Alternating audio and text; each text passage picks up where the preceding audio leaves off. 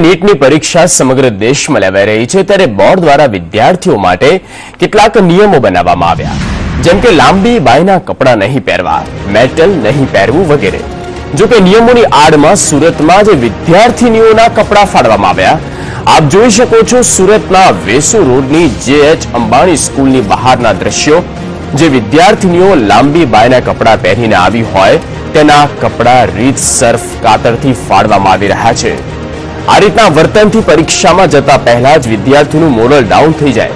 પરીક્ષાને લીધે પહેલેથી જ વિદ્યાર્થીઓ ટેન્શનમાં હોય છે અને આ રીતે વિદ્યાર્થીઓનું ચેકિંગ કરવાથી તેમના મનોબળ પર અસર થઈ શકે છે।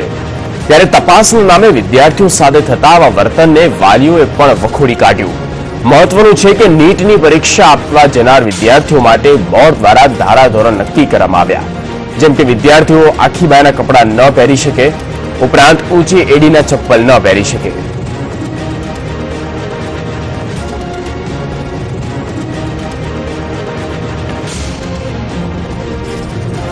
વધુ માહિતી સાથે જોડાઈ ગયા છે સંવાદદાતા રાબિયા સાલે। રાબિયા, જે પ્રમાણે નીટની પરીક્ષા હાલ યોજાઈ રહી છે સમગ્ર દેશભરમાં, અને જે નીતિ વિષયક નિયમો જે બનાવવામાં આવ્યા છે, શું સૌથી પહેલા તો સવાલ એ ઉઠે કે આ નિયમોને લઈને વિદ્યાર્થીઓને પહેલા ગાઈડ કરવામાં આવ્યા હતા? આ નિયમ અંગે કોઈ જાહેરનામું પ્રસિદ્ધ પાડવામાં આવ્યું હતું કે ખરી? અને આ જે કપડાં જે અડધી બાય સુધી કપડાં ફાડવામાં આવી રહ્યા છે, આ કેટલા અંશે યોગ્ય લાગી રહ્યું છે?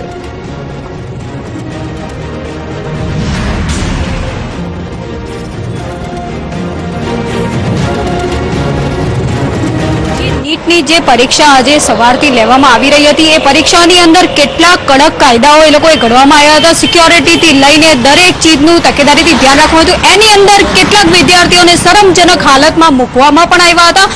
અંદર કાયદા એવી રીતે ઘડવામાં આવ્યા હતા કે લાંબી બાયના ટી-શર્ટ્સ કે કુર્તા પહેરી ના જવાય, બુટ્ટી જે કાનમાં પહેરતા હોય, નાકમાં નથડી પહેરતા હોય, એ પણ ત્યાંથી ઊભા કઢાવવામાં આવી હતી, જેના લીધે વિદ્યાર્થીઓ શરમજનક સ્થિતિમાં મુકાઈ ગયા હતા અને રડી પડ્યા હતા। ત્યારે કેટલી હદે વાલીઓનું પણ એ જ કહેવું હતું કે વિદ્યાર્થીઓને આવી રીતે ભણાવવામાં આગળ વધારવા છે કે શરમજનક સ્થિતિમાં મૂકવામાં છે। જી, આભાર રાબિયા સમગ્ર માહિતી આપવા બદલ।